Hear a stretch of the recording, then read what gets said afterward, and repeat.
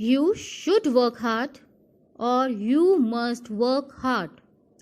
दोनों का अगर देखा जाए तो मतलब एक सा सही होता है कि लाइक तुम्हें हार्ड वर्क करना चाहिए, तुम्हें मेहनत करनी चाहिए, लेकिन दोनों की सेंस में एक डिफरेंस है। उसी डिफरेंस को आज हम इस वीडियो में समझेंगे और इस डिफरेंस को समझने के लिए वीडियो को आप अंत तक जरूर देखें। और अगर आप मेरे चैनल में नए हैं तो चैनल को सब्सक्राइब कर लीजिए, साथ ही साथ बेल आइकन को भी प्रेस कर दीजिए, जिससे कि आगे आने वाली वीडियोस के नोटिफिकेशन आपको सबसे पहले मिले। तो स्टार्ट करते हैं हम शुड, मस्ट एंड माइट। आज की वीडियो में हम शुड, मस्ट और माइट इन तीनों का हम यूज आपको समझाने वाले हैं। तीनों के यूजेस किस कंडीशन में, किस सिचुएशन में होता है, क्या डिफरेंस है तीनों में, वो बताएंगे और साथ ही साथ बहुत सारे एग्जाम्पल्स भी हम बताएंगे। तो इस वीडियो को अंत तक जरूर देखिए। तो फर्स्ट वन जो हम मॉडल वर्ब सीखने वाले हैं वो है शुड। शुड का 4 तरीके से हम प्रयोग करते हैं।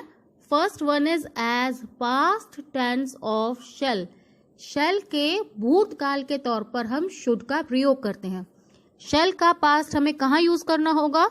नॉर्मली हम इनडायरेक्ट स्पीच में हम शुड का प्रयोग करते हैं, शेल के पास्ट का यूज करते हैं। अगर सेंटेंस है he said I shall come to you, indirect में जब हम इसको चेंज करेंगे then it will be he said that he should come. Next is to express duty और ऑब्लिगेशन। ड्यूटी मतलब आपका कर्तव्य या जो चीज आपको ऑब्लिगेशन है कि आपको करना ही है, इसके लिए हम शुड का प्रयोग करते हैं। टू एक्सप्रेस एडवाइस, जब आप सलाह देते हैं किसी को तो वहां पर हम शुड का प्रयोग करते हैं। टू एक्सप्रेस कंडीशन को बताने के लिए भी हम शुड का प्रयोग करते हैं कि अगर ऐसा हुआ तो ऐसा होगा, वो कंडीशन होती है। तो पहले जो हम एग्जांपल्स ले रहे हैं वो है as a past tense of shall. I told him that I should report for duty next day.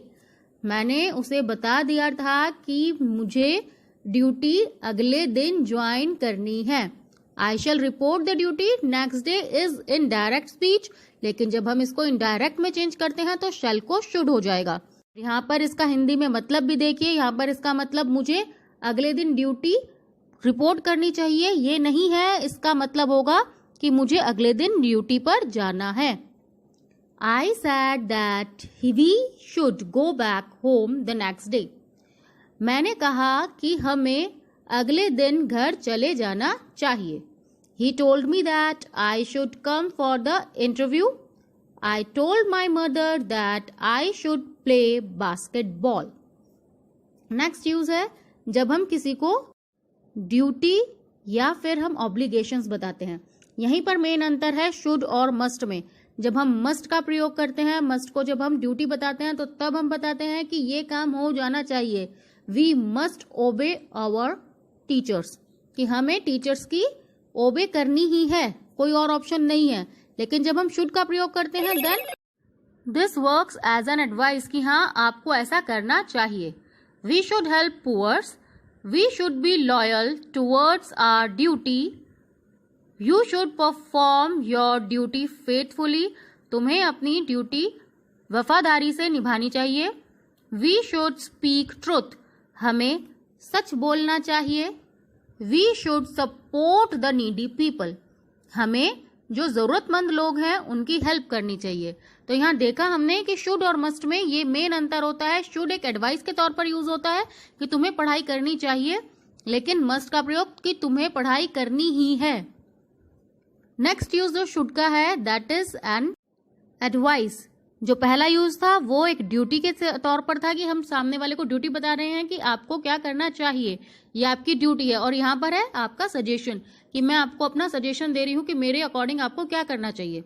You should play cricket, तुम्हें क्रिकेट खेलना चाहिए। अगर मुझे सामने वाला का लगता है कि उसके टैलेंट अच्छा है, वो क्रिकेट अच्छा खेल सकता है, तो मैं उसको सजेशन दे सकती हूँ। You should play cricket. You should take proper meal, अगर कोई बीमार बंदा है तो मैं उसको बोलूंगी कि तुम्हें प्रॉपर मील लेना चाहिए, ये मेरा सजेशन है। You should keep the things at their place, you should take medicines and you should do exercise. Next is condition. जब हम कंडीशन रखते हैं कि अगर ऐसा हुआ तो मैं ऐसा करूंगा, वहां पर भी हम शुड का प्रयोग करते हैं। हालांकि ये वाला यूज नॉर्मल हम इंग्लिश में यूज नहीं करते हैं, प्रैक्टिकल लाइफ में, नॉर्मल लाइफ में हम इस यूज को बहुत कम करते हैं, but still this is also one of the uses of should. Should this happen I will resign, अगर ऐसा हुआ तो मैं छोड़ दूंगा, मैं रिजाइन कर दूंगा। Should she come to me I will leave this place, अगर वो मेरे पास आई तो मैं ये जगह छोड़ दूंगा। Should they turn up now I have nothing to give them, should they lie I will not protect them, अगर वो झूठ बोलते हैं तो मैं उनकी रक्षा नहीं करूंगा। नेक्स्ट जो हमारी मॉडल वर्ब है दैट इज मस्ट। मस्ट का प्रयोग 3 तरीके से होता है, टू इंडिकेट ऑब्लिगेशन और कंपल्शन। हमने जो शुड का प्रयोग देखा था उसमें हमने देखा था कि टू इंडिकेट ऑब्लिगेशन और ड्यूटी, कि किसी की हम ड्यूटी, किसी का कर्तव्य बता रहे हैं, लेकिन मस्ट में हम कंपल्शन बता रहे हैं कि आपको ये करना ही है, आपके पास और कोई ऑप्शन है ही नहीं। Second is to indicate determination. Determination means दृढ़ निश्चय, मतलब मैंने एक दृढ़ निश्चय ले लिया है कि ये तो करना ही है, आई मस्ट डू दिस, मुझे ये करना ही है, मैं ये करके ही छोड़ूंगा। To express some strong possibility. Possibility मतलब संभावना, जब किसी काम के होने की, कुछ चीज होने की बहुत ज्यादा प्रबल संभावना होती है तो तब हम मस्ट का प्रयोग करते हैं। माइट का प्रयोग भी पॉसिबिलिटी के लिए होता है, कैन का प्रयोग भी पॉसिबिलिटी के लिए होता है, मे का प्रयोग भी पॉसिबिलिटी के लिए होता है, लेकिन मस्ट जब पॉसिबिलिटी के लिए यूज होता है तो तब उसका मतलब होता है कि किसी काम के होने की बहुत ज्यादा स्ट्रॉन्ग पॉसिबिलिटी है कि ऐसा होगा ही। शी मस्ट कम, वो आएगी ही, उसको आना ही है। हम देख रहे हैं कि मस्ट का प्रयोग जब बहुत ज्यादा पॉसिबिलिटी होती है, बहुत ज्यादा डिटर्मिनेशन होती है या कोई कंपल्शन होता है, तब हम मस्ट का प्रयोग करते हैं। जैसा कि हमने स्टार्टिंग में भी पढ़ा कि अगर कोई माँ अपने बेटे को कहकर जाती है कि तुम्हें पढ़ना चाहिए, यू शुड स्टडी, या मम्मा बोलती हैं कि तुम्हें पढ़ाई करनी चाहिए, यू शुड स्टडी, लेकिन अगर मम्मा बोलती है कि तुम्हारी पढ़ाई हो जानी चाहिए, मतलब तुम्हारे पास कोई ऑप्शन नहीं है, यू मस्ट स्टडी और you must finish your studies, कि तुम्हारी पढ़ाई कंप्लीट होनी चाहिए।